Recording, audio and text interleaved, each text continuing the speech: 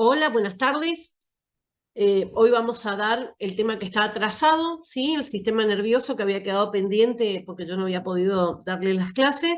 Y después vamos a dar la clase de hoy que sería piel, ¿sí? Esos serían los dos temas que vamos a dar hoy.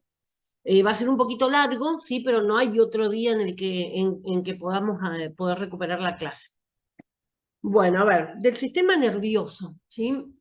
Todo lo que tenga que ver con las enfermedades como el Parkinson, la ansiedad, la depresión, la fobia, todo tiene que ver con esto, ¿sí?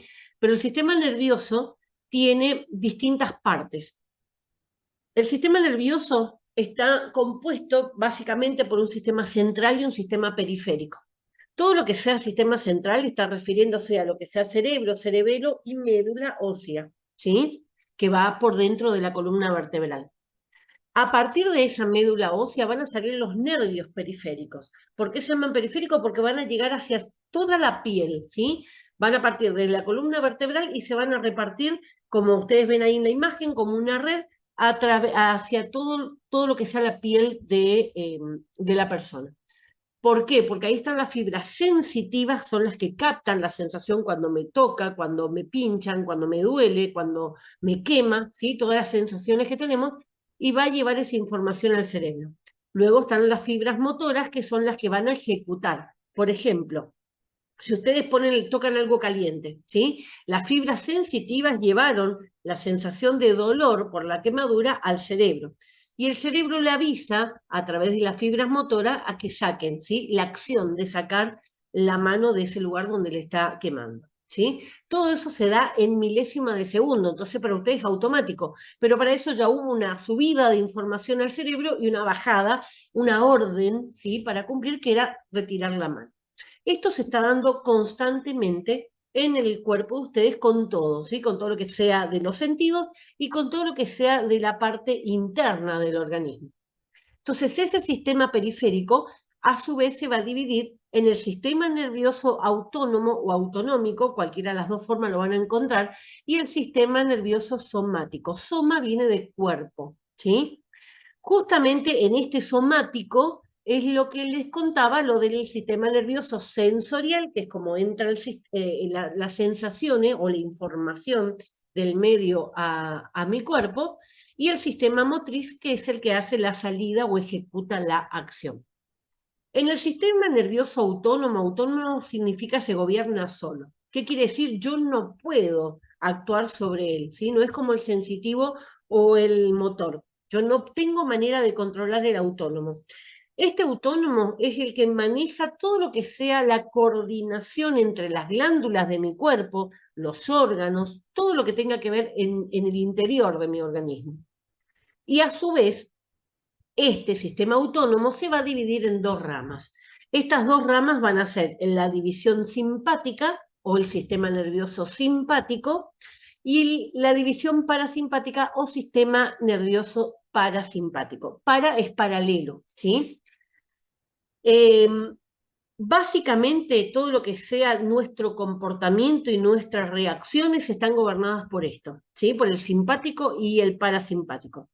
Eh, Normalmente se enseña esto de simpático parasimpático con dos imágenes para que ustedes lo puedan ubicar. En el simpático tiene que ver todo lo que sea el estrés, la adrenalina, ¿sí? La hormona, el neurotransmisor que se va, que son hormonas, pero son neurotransmisores, que va a prevalecer, va a ser siempre la adrenalina, ¿sí? Es lo que me emociona, lo que me altera. En ese sentido, siempre el simpático se lo ubica como una persona que huye. ¿Sí? ¿Para qué? Para que ustedes tengan en cuenta cuáles van a ser los órganos afectados. Los dos afectan los mismos órganos, que ahora está en otra imagen.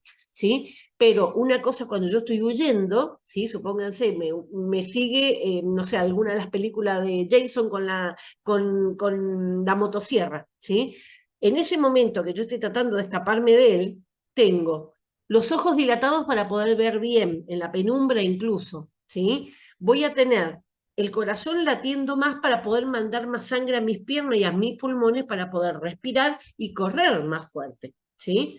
En ese momento que le está corriendo Jason con la motosierra, nadie piensa en comer un helado o alguna cosa, ¿sí? ¿Por qué? Porque la adrenalina en ese momento suprime la parte digestiva, ¿sí?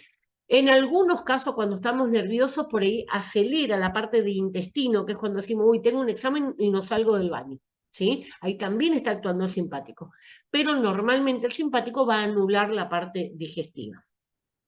En cambio, ¿sí? O sea, el hombre que huye, ¿sí? O la mujer que huye, eso es simpático.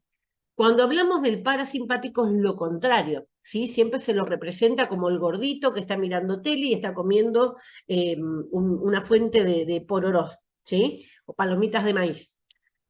¿Por qué? Porque en ese momento está relajado, las hormonas que se van a manejar son la acetilcolina, ¿sí?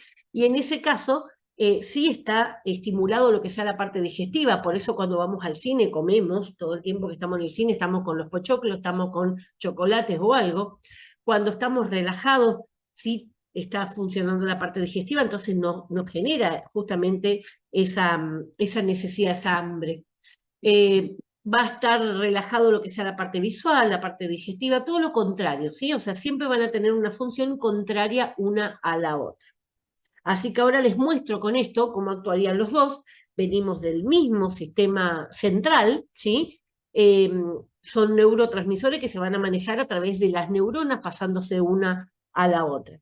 Entonces, fíjense, los dos van a actuar sobre el ojo, en uno va a dilatar y el otro va a cerrar, digamos, la pupila. No es construcción de pupila, es la constricción de pupila, que es cerrar la pupila. ¿Por qué? Porque la luz afecta al nervio óptico y lo afecta, ¿sí? Cuando hablamos de los pulmones, uno va a relajar la vía respiratoria para que entre más oxígeno y el otro comprime, ¿sí? Las vías respiratorias. ¿Por qué? Porque si estoy sentado en el sillón mirando la tele, no necesito tener mi capacidad pulmonar a full. En el corazón, el simpático acelera y el parasimpático desacelera, ¿sí? ¿Por qué? Porque no necesito el esfuerzo. Cuando hablamos de la parte digestiva, inhibe el simpático y estimula el parasimpático. Cuando hablamos del páncreas, también eso va a ser todo parte de la digestión, va a estar inhibida en el simpático y va a ser estimulada en todo lo que tenga que ver el estómago, las glándulas como el páncreas y en el tema de los intestinos, que está el dibujito también ahí, ¿sí?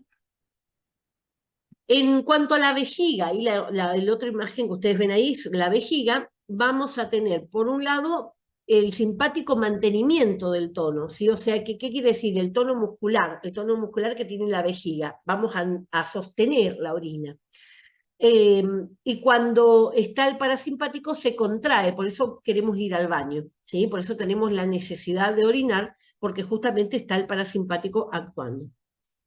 Y el último es el pene, ¿sí? En el caso del simpático es el que va a estimular el orgasmo, o sea, la etapa final, pero todo lo que sea la excitación previa, la estimulación del órgano reproductor masculino va a estar dado por el parasimpático, ¿sí? O sea, nadie que está siendo perseguido por Jason va a tener una erección, ¿sí? A eso es lo que se refiere. Bueno, así que para que lo ubiquen, digamos, entonces simpático es alguien que está huyendo, alguien que está en peligro, alguien que está con adrenalina full, y el parasimpático es aquel que está relajado, disfrutando de un momento. Vamos a ver entonces los tipos de medicamentos que están relacionados justamente a todo lo que tenga que ver con esta parte neurológica. A ver, corro esto. Ahí se me fue. Vamos a empezar por los ansiolíticos e hipnóticos. Ansiolíticos, líticos romper la ansiedad. Hipnóticos viene de himno, sueño, ¿sí? O sea que son aquellos medicamentos que me van a producir sueño. Dentro de este grupo vamos a tener las benzodiazepinas y los barbitúricos. Las benzodiazepinas, ¿sí? Son dentro de esta clasificación, las benzodiazepinas van a ser de un nivel inferior en toxicidad, en potencia, ¿sí? Van a ser inferiores.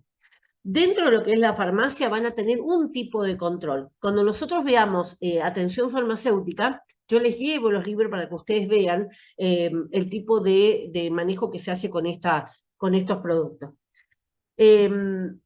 Las benzodiazepinas se suelen usar para intentos de suicidio, pero con estas benzodiazepinas no van a fallecer, ¿sí? Lo que les van a dar, por más que se tomen una caja entera, le puede dar vómitos, se pueden desmayar, ¿sí? Pero no tiene un nivel, digamos, de afectación del sistema nervioso como para producir una depresión respiratoria, o sea que cada vez respire menos, o una depresión cardíaca, o sea que cada vez lata menos. En cambio, los barbitúricos sí.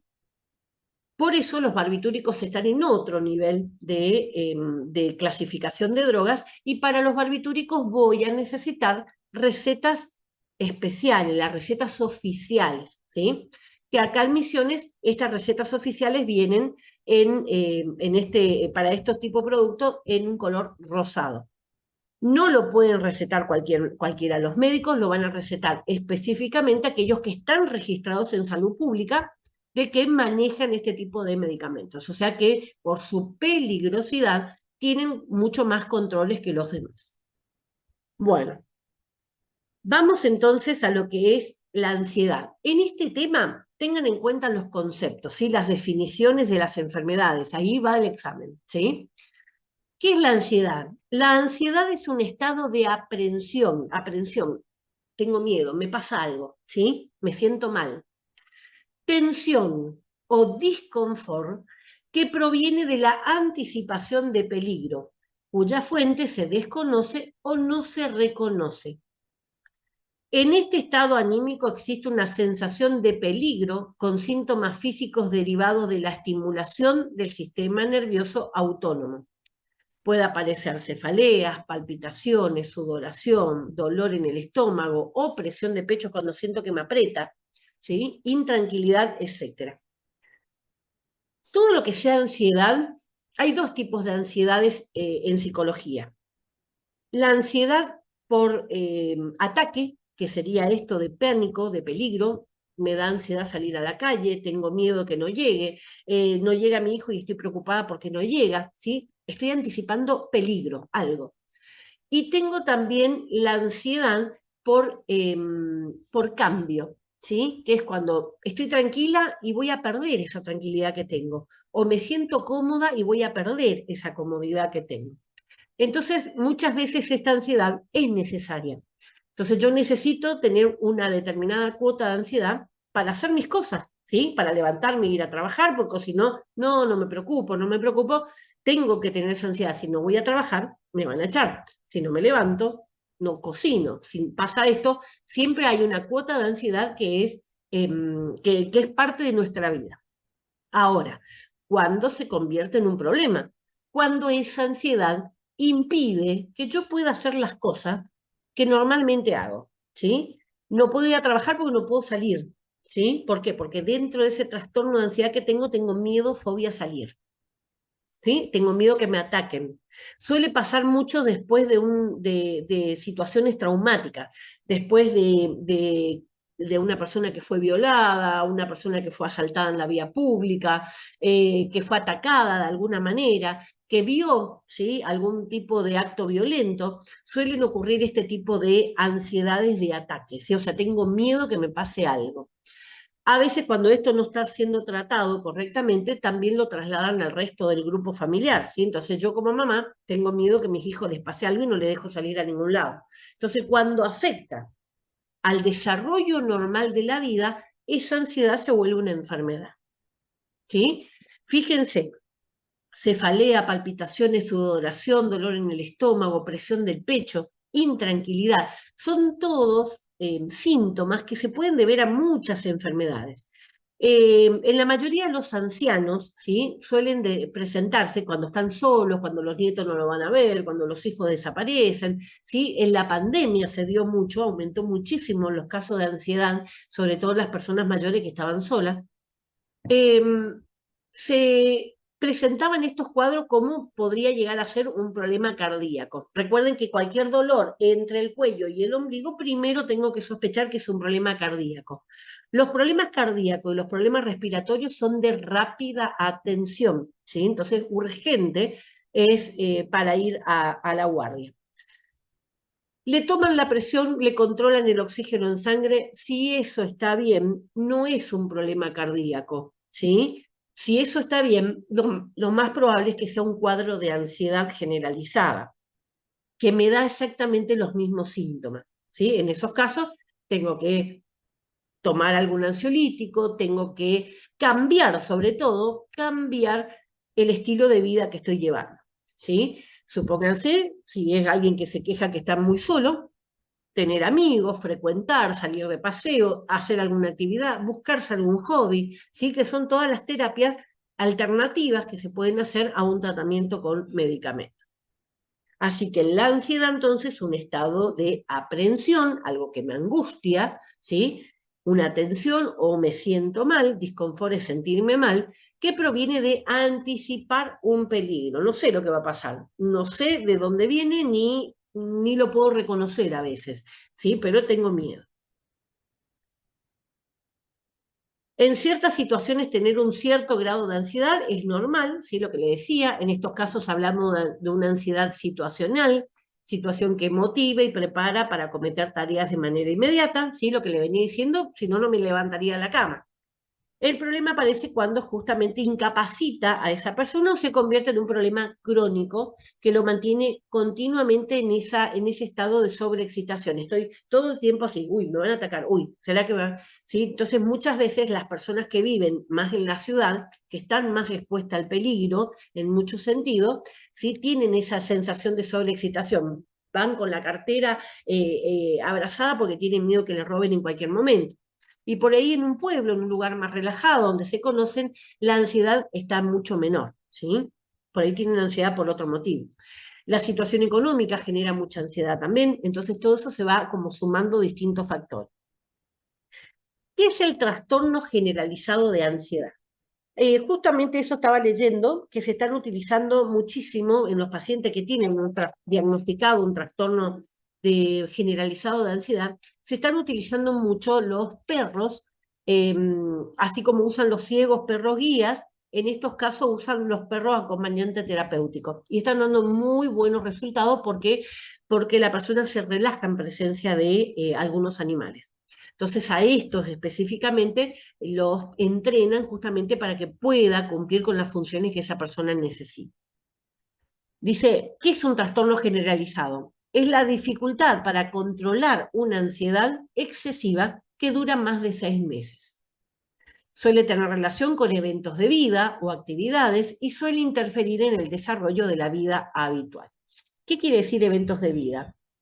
Un fallecimiento de alguien querido, un fracaso, un divorcio, un engaño, algo que a mí me dolió excesivamente y que yo no puedo manejar ese dolor, por lo tanto me creo ese estado de ansiedad como una protección, ¿sí? O sea, no quiero salir porque no quiero ver a mi ex en la calle, entonces estoy encerrada acá y estoy tranquila, ¿sí? Y eso va generando, digamos, como un círculo vicioso y no puedo salir. Cuando yo no puedo levantarme de una situación, ¿sí? Estoy en un estado de ansiedad, aunque no lo pueda reconocer. Síntomas relacionados con el sistema simpático aparecen, ¿sí? Como fatiga, inquietud, tensión muscular, me duele el cuello, me duele la espalda, incapacidad para concentrarse, no puedo estudiar, no puedo trabajar, sensación abrumadora de aprehensión, ¿sí? De esa sensación de que me aplastan, me miran, me están observando, me controlan. Síntomas de respuesta parasimpática, porque va a estar afectado por los dos sistemas. Dolor abdominal, me duele la panza, ¿sí? Cuando estoy por ir a algún lugar, me duele la panza, no quiero salir, ¿sí? Urgencia miccional, me hago pis encima, etcétera. Muchas veces estas respuestas parasimpáticas se tienen en cuenta cuando estamos hablando que el trastorno de ansiedad lo manejan los niños, ¿sí? Y siempre un niño que se orine, un niño que se defeque encima, que se haga caca encima, siempre me está mostrando alguna situación traumática, ¿sí? Entonces hay que ver, porque muchas veces el niño no va a hablar, ¿sí? Entonces tengo que ver su ambiente, su familia, qué es lo que está pasando. Puede ser la muerte de un familiar, puede ser el abandono, ¿sí? Muchas veces hay niños que se crían prácticamente solos porque los padres los ignoran, entonces muchas veces se dan esa situación. Puede ser también víctimas de violencia, ¿sí? Violencia sexual inclusive. Entonces siempre va a ser una alerta. No, creo que no les conté a ustedes, pero en la farmacia donde yo trabajo me llegó un niño con, ahora vamos a ver en la próxima clase, ¿sí? En la que damos después de esta, alopecia areata, que son pérdida de cabellos, ¿sí? En forma de círculos en la cabeza. Es por estrés, ¿sí? Es una enfermedad autoinmune por estrés, pero lo tenía un nene de 6 años. Entonces, ¿cuál es la situación traumática que está viviendo ese niño que con 6 años tiene un cuadro de estrés que le va a durar toda su vida porque las autoinmunes, una vez que se instalan, quedan el resto de su vida? 6 añitos, ¿sí? Tendría que estar preocupado por el juguete, ¿sí? Y preocupado por la escuela si no le salen la suma o leer. Eso tendría que ser su preocupación.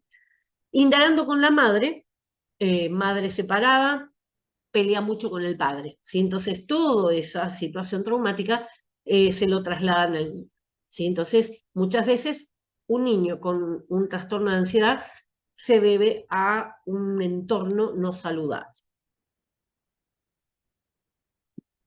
El trastorno de pánico, ¿sí? Sensación intensa e inmediata de terror acompañado de síntomas del sistema nervioso autónomo.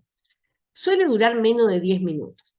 Siempre el trastorno de pánico, hay gente que simula trastorno de pánico, ¿sí? Cuando tiene que enfrentarse a una situación difícil o demás, bueno, se hace la loca y no pasa nada. Bueno, cuando yo tengo bien definido que es un trastorno de pánico, cuando estos síntomas, ¿sí? Dolor abdominal, aprensión, todo lo que vimos que eran los síntomas del sistema nervioso autónomo, del simpático y del parasimpático, me ocurre en lindos lugares, ¿sí? Porque si a mí me agarra trastorno de pánico cada vez que me tengo que ir a trabajar, salvo que haya algún acosador dentro de mi trabajo, no estaría justificado un trastorno de pánico, ¿sí? Eh, Tenía una alumna que le dio un trastorno de pánico en pleno Brasil dentro del departamento, no podía salir del departamento, ¿sí? Se pasó toda su vacación encerrado en el departamento. Ahí sí me convence que es un trastorno de pánico, ¿sí? ¿Por qué? Porque en plena playa, en lugar de ir a disfrutar, estaba teniendo terror y no podía ni siquiera salir del departamento. Entonces, es algo irracional, es algo que no lo puedo medir y el trastorno de ese pánico siempre se va a deber a un trauma. Algo pasó en la vida de esa persona que está así. Cuando hablamos de fobia, son sentimientos de miedo respecto a algo, ¿sí? Alguna situación, algún objeto, algún animal. La mayoría de la gente tiene fobia a la serpiente, a los sapos, no necesariamente porque haya tenido un contacto. A mí no me gusta, por ejemplo, las serpientes, pero jamás he tenido un cruce con una serpiente. Pero sí venimos heredando, ¿sí? Relatos y demás cosas que nos hacen temer, ¿sí? Entonces es ese miedo, ¿sí? Que no se puede manejar. También las fobias muchas veces tienen que ver con traumas, ¿sí? En la infancia. Entonces, por ahí de pronto, una persona que tiene miedo a perro, ¿sí? Y nunca tuvo un conflicto con ningún perro, pero tiene fobia a los perros, normalmente está relacionado con algo de la infancia. Hay un caso que es muy conocido que fue investigado por Freud, incluso en lo que era el psicoanálisis, y era justamente un niño que tenía miedo irracional a los perros. Asociaba con los dientes.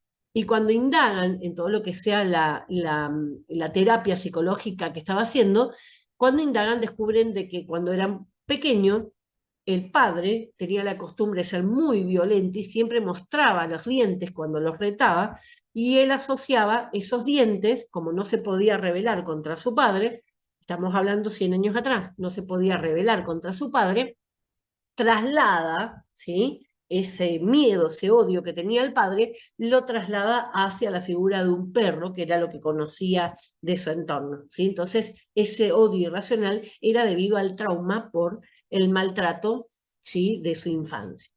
Entonces, las fobias, siempre hay que buscar cuál fue el motivo de la fobia. Muchas veces no sabemos, tenemos fobia simplemente.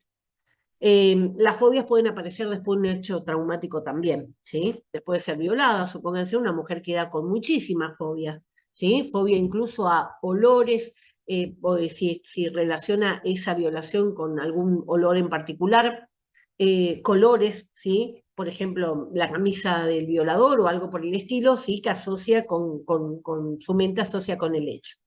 Pero siempre hay algún tipo de traumas en ese sentido. El trastorno obsesivo compulsivo, el famoso TOC, ¿sí? Lo suelen tener muchas personas con discapacidad, lo suele tener mucha gente que ni siquiera lo ubica como TOC, sino que son, ¿por qué? Porque no los toman como que son algo malo. Muchos TOC no son malos, ¿sí? Pero son pensamientos o comportamientos que son recurrentes, son repetitivos, ¿sí? Y que cuando se vuelven un problema, cuando interfieren con la vida diaria y con las relaciones. Yo puedo tener un TOC de terminar de comer y lavarme las manos, supónganse, y me voy a cepillar las uñas porque me molesta que las uñas queden sucias, ¿sí? Tengo un TOC. Ahora, si yo me cepillo tanto que me sangran los dedos, un TOC, ¿sí? Porque tengo que frenar y el TOC no puede frenar, ¿sí? Por eso muchas veces esos comportamientos que tenemos, no, yo me siento en la punta de la mesa, no, yo hago tal cosa, no, yo siempre antes de salir tengo que hacer esto, esto, esto. Todo eso son TOC, ¿sí? Trastornos obsesivos compulsivos. Cuando me afectan la vida o le afectan la vida a los demás que están conmigo, ahí se vuelve un problema a tratar, ¿sí? El trastorno de estrés postraumático es justamente debido a algo específico, ¿sí? Puede ser un accidente, una persona que tuvo un accidente grave, después le cuesta, supónganse, volver a subir a un auto. Hay personas que tienen fobia a volar, nunca volaron. ¿Cómo saben que tienen fobia a volar? Bueno, a lo mejor sí son eh, heredados, digamos, de historias o que haya leído. Leen en algún momento y su cerebro interpreta como que lo vivió. ¿Sí? Entonces, así es como se van a generar estos trastornos. Pero todo esto tiene que ver con el sistema neurológico. La farmacoterapia ansiolítica, o sea, la medicación que se va a usar en estos casos, se utiliza cuando la ansiedad interfiere con la vida diaria. Otra estrategia que también deben ponerse en marcha van a ser, por ejemplo, la terapia comportamiento, o sea, terapia conductual, o sea, cambiar la conducta que yo estoy errada, ¿sí? Relajación, reiki, yoga, pilates, ¿sí? Lo que quiera que a esa persona le sirva para relajarse y para tranquilizarse.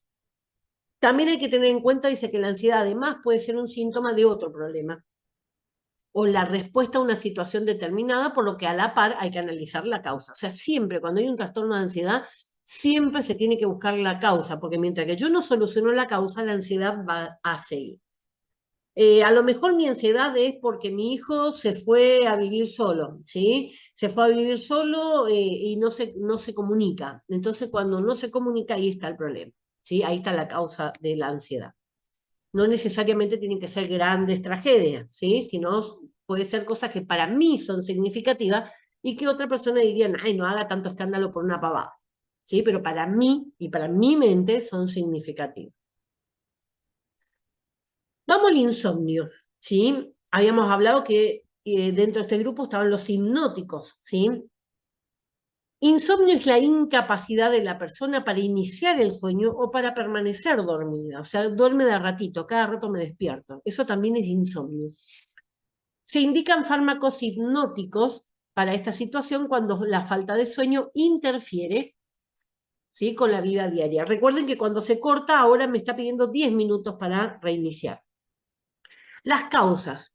Puede ser un estado de ansiedad, cuestiones ambientales como exceso de luz, de ruido, calor, comidas abundantes en la noche, consumo de bebidas estimulantes o fármacos, ¿sí? Supónganse que se tomaron un Red Bull, ¿sí? Obviamente que no van a tener sueño. Un cuadro de depresión que no les permite dormir, trastornos maníacos, ¿sí? Algo maníaco es cuando estoy en fase maníaca, es cuando estoy exaltada, ¿sí? Camino, tumbo, rompo cosas. Un dolor crónico que no me permite dormir, muchas veces los dolores articulares, la artrosis, la artritis, ¿sí? Genera muchísimo dolor y la persona no puede descansar. Y también el uso crónico de medicación antiinsomnio, o sea, medicamentos para dormir durante mucho tiempo, ¿sí? Con el tiempo van dejando de tener efecto. No es lo mismo tomar una pastilla para dormir cuando yo tengo 60, 70 años que empiezo a tomarlo a los 20, ¿sí? Por eso siempre tratar de tomarlo lo más viejo posible. Tanto los ansiolíticos como los hipnóticos son medicamentos que se llaman depresores del sistema nervioso central. Lo bajan, ¿sí? Lo desenchufan y lo hacen que se tranquilice. La depresión del sistema nervioso tiene diferentes grados y se debe entender como una secuencia que va desde la relajación, sedación, la inducción del sueño y la anestesia. O sea, según la dosis que le doy del medicamento, me va a producir todos esos estados, ¿sí? Primero la relajación, muchas veces se usan ansiolíticos como el diazepam para una operación, ¿sí? Previo a la operación se da para que el paciente esté relajado. Sedación es cuando me tranquilizo, ¿sí? Inducción al sueño cuando duermo, y la anestesia es cuando entro en una pérdida de la sensibilidad, ¿sí? O sea, me pueden operar y yo no siento, eso es la anestesia. Los estadios finales van a ser el coma y la muerte. Este coma y muerte lo voy a alcanzar con el barbitúrico, ¿sí? Pero no con los ansiolíticos. No todos los fármacos depresores del sistema nervioso tienen capacidad para provocar todos estos estadios de la depresión, ¿sí? Por eso los barbitúricos, que son los más peligrosos, son los que me pueden provocar el coma y la muerte. Se usan barbitúricos, por ejemplo, cuando a un paciente por politraumatismo, muy doloroso, lo que sea, se los pone, ¿sí? Médicamente, farmacológicamente hablando, se los coloca en coma, ¿sí? Entonces, con estos medicamentos, como el paciente estuviera en coma. Se agrupan en dos clases. Las benzodiazepinas, que dijimos que eran más inofensivas, son peligrosas, pero son más inofensivas, y los barbitúricos, que sí son peligrosos y sí me pueden matar. Dentro de las benzodiazepinas les puse las más conocidas, ¿sí? Clonazepam, usan muchísimo los abuelos, el alprazolam también, el lorazepam también. Bromazepam es hipnótico, es el mejor de los hipnóticos que están ahí, el midazolam también es hipnótico. El diazepam es ansiolítico, muy utilizado en todo lo que sea la parte de inducción a la anestesia, ¿sí? Y los oxazepam y triazolam ya tienen menor salida, pero también son útiles, digamos, en ese sentido. Vamos con la benzodiazepina. Es un grupo muy numeroso de sustancias que tienen características muy similares, provocan los mismos efectos y poseen los mismos efectos secundarios. Lo que varía entre ellas a grandes rasgos es el tiempo que tardan en iniciar el efecto y la duración de ese efecto. Entonces, más o menos van a tener todos la misma capacidad, ¿sí? Pero van a tardar más o menos. Actúan uniéndose al receptor GABA, el neurotransmisor inhibitorio, y por lo tanto intensifica el efecto inhibidor sobre el sistema nervioso central de este neurotransmisor. Ahora, ¿qué quiere decir esto? Este receptor GABA, ácido gamma aminobutírico significa GABA, más fácil GABA, este receptor lo que hace es frenar naturalmente, ¿sí? Los tenemos esos receptores y naturalmente va a hacer que el sistema nervioso se tranquilice. Ahora, con estas drogas se unen y lo estimulan más, por lo tanto bajan más. Estas drogas no se tienen que tomar junto con alcohol. ¿Por qué? Porque el alcohol también hace esto, ¿sí? Y si yo aumento muchísimo la depresión del ansiolítico y del alcohol, sí puedo entrar en peligro, ¿sí? La mayoría de las personas, para poder tener un efecto suicida, justamente usan barbitúricos y alcohol. ¿Qué efectos farmacológicos tienen? Todas las benzodiazepinas son ansiolíticas a dosis bajas e hipnóticas a dosis mayores. Me van a provocar también supresión de la conciencia, ¿sí? O sea, no me acuerdo, a dosis elevadas y administrados por vía intravenosa. Son relajante muscular y son anticonvulsivos y antiepilépticos, pero no todos, ¿sí? Por lo menos algunos sí tienen. El diazepam, por ejemplo, sí tiene todo, ¿sí? Ahora, hay otro ansiolítico que se llama flunitrazepam. El flunitrazepam es conocido en la jerga delictiva de la calle como Rufis, y lo que causa se lo denomina también la droga de violación. ¿Por qué? Porque provoca un lapso de pérdida de conciencia aproximadamente de 6 a 8 horas, en las que la víctima no recuerda nada, o si recuerda algo, lo recuerda distorsionado, ¿sí? Entonces puede saber que le violaron, pero no puede recordar quién o cuántos, ¿sí? Entonces es la droga que hoy, en Misiones y en el resto del país, se están utilizando como drogas de violación. No tiene gusto, no tiene olor, por lo tanto es muy fácil de colocarlo en cualquier bebida en el boliche. Por lo tanto, eviten, ¿sí?, tomar bebida de desconocidos, eviten aceptar del mismo barman, ¿sí?, que no les sirva enfrente de ustedes en el vaso, ¿sí? Entonces, justamente es para evitar caer en redes de narcotráfico y demás, que también hay mucho acá en Misión, ¿sí? Lo que ustedes ven en las películas, acá lo tenemos también, ¿sí? Así que lo principal que tienen que aprender, chicas, ustedes son todas muy jovencitas, es justamente a cuidarse, a no exponerse en ese sentido a esta situación, ¿sí? ¿Qué contraindicaciones tiene? Se encuentran contraindicada en trastornos de pánico, deben utilizarse con precaución en personas con la función renal y la hepática alterada por riesgo de intoxicación. Recuerden que el hígado era el que más metabolizaba la droga. Si el hígado no funciona, la droga queda libre, ¿sí? El efecto se vuelve más tóxico, mi curva se me va más alto, ¿sí? Recuerden la ventana terapéutica.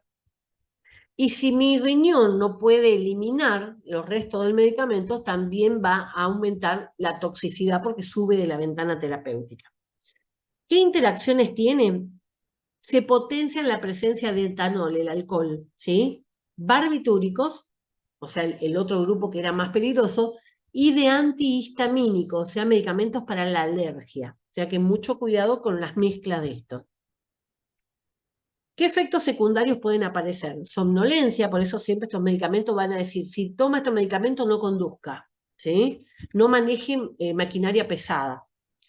Sedación, fatiga, cefalea, dolor de cabeza, vértigo, mareo, alteraciones cognitivas, o sea, confusión, desorientación, trastornos amnésicos, como le decía, que se pierde entre 6 y 8 horas lo que hizo, ¿sí? Alteraciones motoras, por ejemplo, disminución de la coordinación, quiero agarrar el vaso y no puedo, ¿sí? Le erro al vaso, ¿sí? Relajación muscular excesiva, no puedo sostener el vaso porque están mis músculos del brazo relajados. Todo esto ayuda a los cuadros para que no se puedan defender en un cuadro de violación, por eso se utiliza este tipo de drogas. Puede haber dependencia física y psíquica en personas que han tenido tratamientos por largo tiempo, ¿sí? Entonces, este tipo de medicación se supone que es para un proceso, es para un momento en particular. Si la persona está pasando por un duelo, ayudarle a que salga de ese duelo. Pero normalmente la gente sigue utilizando de por vida. Una vez que empiezan a usar alprazolam para dormir, clonazepam, ¿sí?, lo siguen usando siempre, por años. Y ahí es donde está la dependencia física y psíquica, ¿sí? Te dicen, yo si no tomo la placa no puedo dormir. La placa es un ansiolítico, ¿sí? No es para dormir. O sea, me duermo porque dejo de estar pensando, no puedo dormir, no puedo dormir, no puedo dormir, ¿sí? Entonces lo que tengo que hacer es un cambio conductual. ¿Qué tengo que hacer? Hacer actividades, cansarme, que yo esté relajada en un sentido, pero también cansada de actividades durante el día para que cuando yo me acueste a dormir tenga sueño, ¿sí? Entonces tengo que cambiar la rutina. Bueno, habíamos estado viendo entonces los efectos secundarios de los ansiolíticos, ¿sí? Recuerden también que todos estos tipos de medicamentos, al usarlo durante mucho tiempo, generan dependencia física y psíquica, ¿sí? Los dos. Dice, tienen poca capacidad para provocar efectos secundarios, salvo que se asocien con alcohol u otros depresores. Y por eso la suma, ¿sí?, con el alcohol o con cualquiera de los otros depresores también va a generar una mayor caída del sistema nervioso. Ahí sí se corre riesgo de que se deprima el corazón, se deprima el centro respiratorio, ¿sí? Los de acción corta, cuando se usan de forma prolongada, tienen menor riesgo de provocar somnolencia, pero mayores problemas de insomnio y ansiedad cuando se retiran, o sea, como el efecto rebote. Los de acción prolongada tienen mayor tiempo de sedación debido a que se acumulan en el organismo, pero provocan menos problemas de deprivación. Deprivación es el síndrome de abstinencia. cuando se retiran debido a que se metabolizan de forma más lenta y sus efectos perduran durante la retirada. O sea que como se va eliminando más lentamente, el cuerpo no se da cuenta de pronto que no tiene más la droga, ¿sí? Como es lento, de a poco va perdiendo. Ahí ustedes tienen una comparación, ¿sí?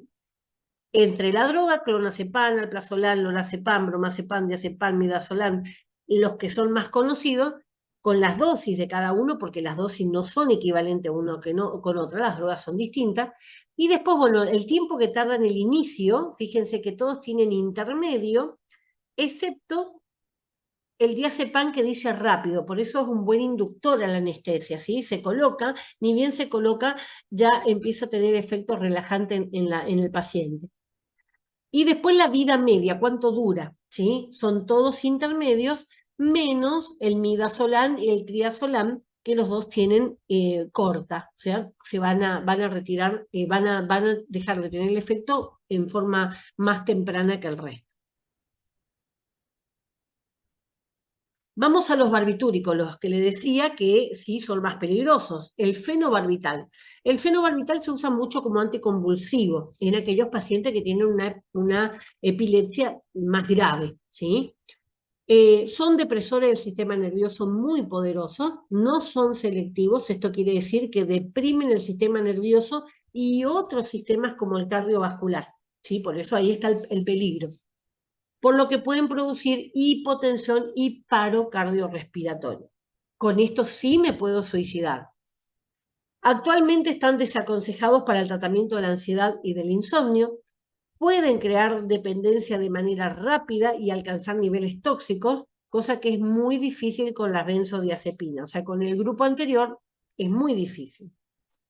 Son más utilizados como para anestesia o como antiepilépticos de segunda línea. O sea, cuando la primera línea no me sirve, ¿sí? Ahí recién voy a estos. Después vamos a tener, yo les voy a mandar un enlace de una revista sobre epilepsia, sobre todo la epilepsia refractaria, que es una epilepsia que se presenta en menores de 5 años y en el cual la criatura está constantemente con cuadros epilépticos. Para estos chicos es lo que se usa el aceite de marihuana, ¿sí? Para esto el aceite de cannabis se aprobó en la Argentina justamente para estos chicos con esta patología. ¿Por qué? Porque las madres cultivaban, y está prohibido cultivar en la Argentina, cultivaban justamente marihuana para fabricarlos en formas caseras estos aceites. Primero se aprobó la importación de aceites de otra parte del mundo y después ahora está ya regulado, incluso para poder tener en tu casa, ¿sí? Si tenés un hijo con esta patología, podés tener en tu casa determinadas plantas que te da, el gobierno te da, ¿sí? Porque están modificadas genéticamente para que tengan más principios activos médicos y menos de los principios activos adictivos. ¿Sí? O sea que son plantas diseñadas para justamente paliar esta enfermedad. Para el resto, ¿sí? Para el resto la marihuana está prohibida en la Argentina y es uno de los principales causantes de cárcel federal, ¿sí? Aquellos que la venden. Se prohíbe, no está prohibido el consumo, está prohibido el tráfico, o sea, llevar marihuana y la venta, ¿sí? Eso está prohibido. Bueno, ¿qué más dice ahí? Sí, segunda línea. Efectos secundarios que tienen. Depresión respiratoria, dice hay que tener en cuenta que no se produce efecto de tolerancia, o sea, siempre puedo tener más. Es decir, la persona puede desarrollar tolerancia para los efectos sedantes de los barbitúricos y por lo tanto precisar mayor dosis para conseguir el mismo efecto sedante. O sea, cada vez yo lo voy teniendo que usar cada vez más porque cada vez me tranquiliza menos. Este aumento de dosis implica un aumento del riesgo de la depresión respiratoria, ¿sí? O sea, en ese sentido, no es que cada vez voy a necesitar más para deprimir. Con la dosis extra que estoy usando, ya yo corro el riesgo de la depresión respiratoria. Los antidepresivos, antimaníacos y estabilizadores del ánimo. Ahí tenemos fluoxetina, sertralina, venlafaxina. El litio es uno de los más viejos utilizados, ¿sí? La carbamazepina, muy utilizada ampliamente la carbamazepina, sobre todo en en los cuadros de desintoxicación del alcohol, ¿sí? La motrigina, que son de los nuevos. Los estabilizadores del ánimo, los antidepresivos y los antimaníacos son fármacos que reducen la frecuencia y la severidad de los episodios maníacos, hipomaníacos, o sea, un poco menos graves, depresivos o mixtos de los pacientes con trastorno bipolar. No exacerban otros síntomas del estado de ánimo, sino que previene la aparición de nuevos episodios. Bueno, acá vamos a ir entrando ahora en cada una de estas enfermedades, pero tengan en cuenta que una manía es cuando yo estoy en fase eufórica, ¿sí? Estoy a los gritos, saltando, me cuelgo las paredes, ¿sí? Como para que se ubiquen. Eso es un estado maníaco. Y el depresivo es me quiero matar, me quiero tirar abajo de un tren, ¿sí? Esos son las personas que son bipolares, pasan de un estado al otro muy fácilmente. Por eso en esos casos se usan los estabilizadores del ánimo, ¿sí? Para tratar de que esté en el ánimo ni exaltado ni depresivo, ¿sí? Que se esté en un estado más normal. Vamos a lo que es la depresión. Es un trastorno del estado de ánimo con decaimiento psicológico y biológico del paciente que se manifiesta con síntomas psíquicos, desinterés, tristeza, desmoralización, disminución de la autoestima, y somáticos, o sea, del cuerpo, pérdida del apetito, disminución del peso corporal, astenia, o sea, falta de apetito, ¿sí? Alteraciones del sueño, etc. Entre las principales causas puede haber factores genéticos, ¿sí? Por ejemplo, la esquizofrenia es una enfermedad que se hereda, ¿sí? No quiere decir que si mi mamá fue esquizofrénica, yo voy a ser esquizofrénica, pero heredo los factores predisponentes. Lo que tengo que tratar de evitar es exponerme a los otros factores ambientales, ¿sí? Por ejemplo, una persona que tiene antecedentes familiares de esquizofrenia no debería consumir drogas de abuso, ¿sí? Porque son las que van a desencadenar un cuadro psicótico. Entre las principales causas, entonces, están esos factores genéticos, están los fisiológicos, o sea, de mi cuerpo, por alguna patología que tengo, alguna necesidad de algún medicamento específico, ¿sí? Personales, en mi estilo de vida, en las cosas que yo decido, ¿sí? Y las ambientales en el grupo en el que yo me manejo. Si yo me manejo con todos mis amigos faloperos, obviamente que voy a terminar con el riesgo de convertirme en falopera también, ¿sí? Así que todo eso se tiene que tener en cuenta. Entonces es un trastorno del estado de ánimo, ¿sí? Sobre todo con esa situación psíquica, ¿sí? Que es lo que menos se puede manejar. La tristeza continua, la gana de matarse, la autopercepción de que no se vale, ¿sí? Soy fea, nadie me quiere, no sirvo para nada. Son pensamientos que muchas veces se instalan en la persona desde su propio grupo de familia o grupo de amigos, ¿sí? Entonces eso también son todos factores ambientales que hay que tratar de evitar. El trastorno bipolar se alternan estos periodos de manía donde yo estoy exaltada con periodos de depresión profunda, ¿sí? Entonces ahí es lo difícil, porque si estoy con manía, deprimo y agarro una depresión, peor, ¿sí? Entonces ahí es donde están los estabilizadores del ánimo. Se caracteriza fundamentalmente por cambios extremos de un momento al otro. Vamos a los antipsicóticos. Clorpromazina, flufenazina, trifluoroperacina, tioridazina, lopidol, droperidol, tiotixeno, clozapina, olanzapina, risperidona. La clozapina y la olanzapina son los nuevos, ¿sí? Tioridazina, lopidol, risperidona son todos viejos, clorpromazina también. Este tipo de medicamento, la nueva generación de los antipsicóticos, vienen, digamos, con mayor capacidad para utilizar por tiempos prolongados. La persona que tiene un trastorno psiquiátrico de este estilo, ¿sí? Una psicosis, es crónica, ¿sí? ¿Puedo tener un brote psicótico y no ser esquizofrénica? Sí, puedo.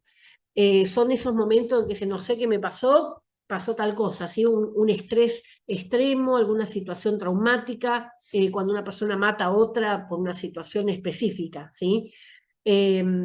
Pero, digamos, o si se repite esos brotes psicóticos, normalmente la mujer después de parir queda en un estado de depresión posparto, que en muchos casos la mujer se vuelve violenta y es la que cuando asocia el bebé que no quería, ¿sí? Y la termina matando, como ha ocurrido muchas veces acá en la Argentina, ¿sí? O sea, madres que paren hijos que no quieren y que los asesinan a puñalada.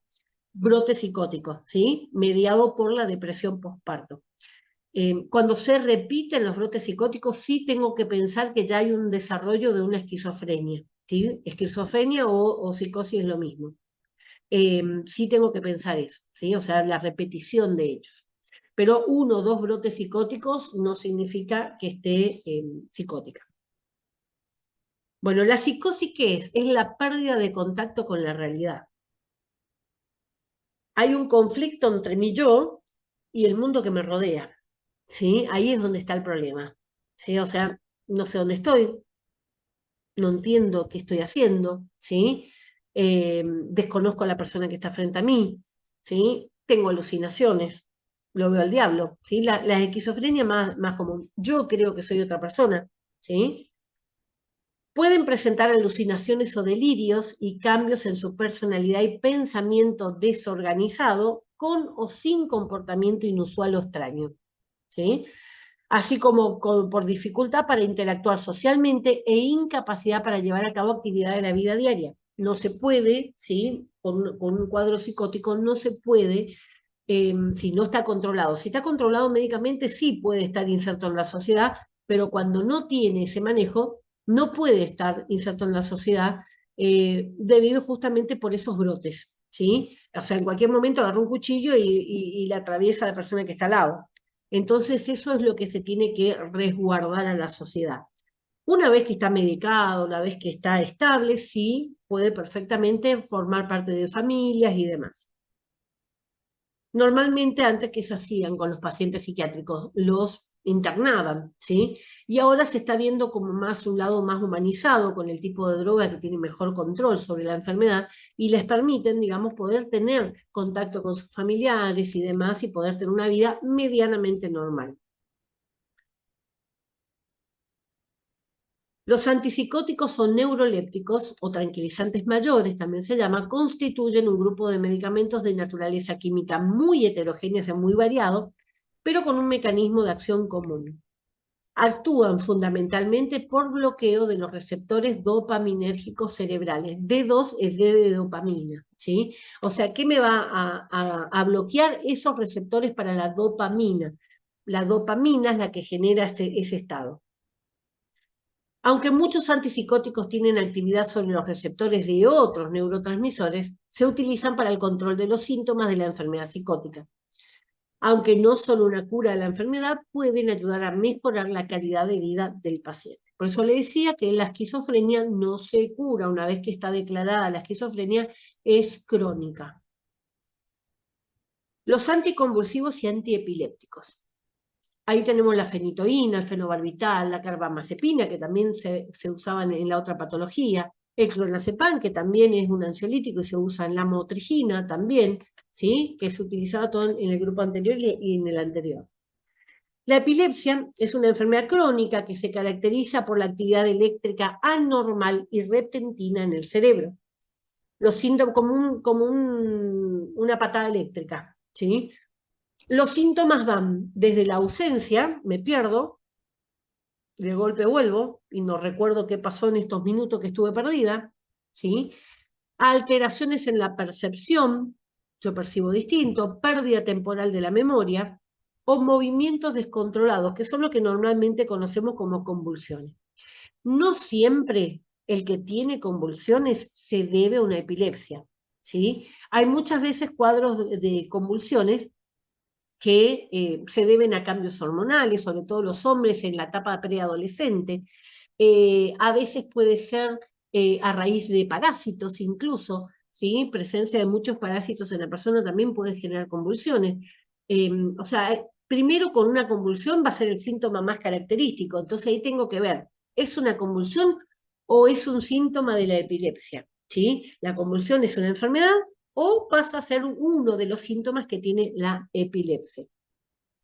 La convulsión es un síntoma que puede responder a múltiples patologías y se presentan cuando el cuerpo de una persona se sacude de una manera rápida e incontrolable. Los fármacos antiepilépticos y anticonvulsivos suprimen la actividad neuronal lo suficiente como para prevenir la hiperactividad. O sea, la idea es que no tenga la convulsión.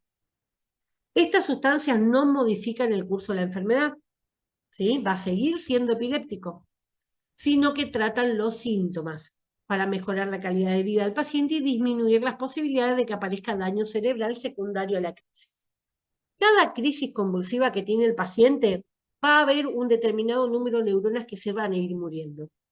Al principio se creía que las neuronas no se regeneraban, sí se regeneran, pero a una velocidad sumamente lenta comparada con los que se pueden perder en la vida diaria por abuso de drogas y demás, o las que se puedan perder por un cuadro convulsivo. Entonces siempre, después de una convulsión, siempre va a haber un determinado daño cerebral. ¿Sí? La idea es que ese daño sea cada vez más mínimo, más chico. Justamente para eso se usa la medicación antiepiléptica. ¿Sí? ¿Qué recomendaciones les puedo dar con respecto a un paciente que tiene epilepsia? No se mete nada en la boca. ¿Por qué? Porque dentro de la contracción muscular que tienen, normalmente traban las mandíbulas de tal forma que son capaces de cortarle un dedo. ¿Sí? La lengua no tiene manera de tragarse, eso cree la gente. Se va a tragar la lengua y le meten los dedos adentro y terminan con los dedos cortados. La lengua está pegada, no hay forma de que se trague, ¿sí? O sea, tranquilos con eso que no hay. En algunos lugares suelen usar un palo, algo que no se rompa, ¿sí? Que le permita y morder, ¿sí? Entonces cuando se traba la mandíbula, muerden con eso. Pero no poner cosas que se rompan porque ahí sí se puede ahogar con los fragmentos de las cosas. Lo posible, nada. No se le intenta dar de tomar nada ni de comer nada en ese momento porque no va a tener el reflejo de tragar, ¿sí? Así que no se toca. Se le tiene que dejar lo más tranquilo posible a la persona que está sufriendo una convulsión, correrle los muebles que puede golpearse y si hay disponibilidad, ponerle una almohada debajo de la cabeza porque va a estar golpeándose contra el piso, ¿sí? Entonces evitar los golpes. En lo posible ponerlo en posición de costado, ¿sí? Una almohadita, ponerlo de costado por si se llega a vomitar para que no se ahogue con el propio vómito, ¿sí? Esas serían las recomendaciones. Pasa en una cuestión de minutos, esa convulsión va a pasar. Y después de esa convulsión, en la cual estuvo al máximo, ¿sí? Toda su musculatura, el paciente va a entrar en una fase de relax. ¿Qué quiere decir? Después de una convulsión, el paciente está blando, que no va a poder ni siquiera pararse, ¿sí? Porque están los músculos totalmente extenuados, y va a dormir, ¿sí? Esto ocurre siempre, siempre va a ocurrir lo mismo, ¿sí? Debido a la extrema contracción, es como si hubiera corrido miles de maratones juntas, ¿sí? De golpe, después, al relajarse, al terminar la convulsión y poder relajarse, entra en la fase esa de que parece que se está muriendo. No, es una fase de relajación, ¿sí? Entonces, ahí es donde lo puedo colocar en un lugar más cómodo, en la cama además, pero durante la convulsión no lo toco o lo toco lo menos posible, ¿sí? Eso es importante que lo tengan en cuenta. Separo todo alrededor para que no se lastime y lo dejo tener su convulsión lo más cómodo posible. Bueno, eso sería el tema que tiene que ver con el sistema nervioso, ¿sí? Yo les voy a pasar lo que sea también a ver, un poquito le busco acá, sobre epilepsia, a ver si tengo,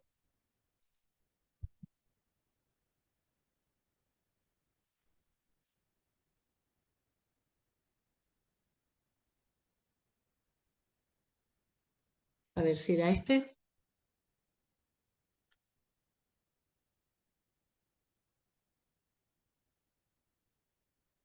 Si es este, ya les puedo mandar. Sí, es un artículo sobre epilepsia refractaria, que era justo lo que le estaba contando, que están usando los de la marihuana, ¿sí? El aceite de marihuana.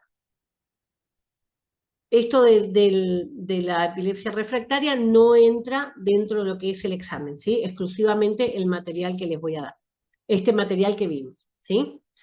Bueno, a ver, voy a buscar el otro. El otro.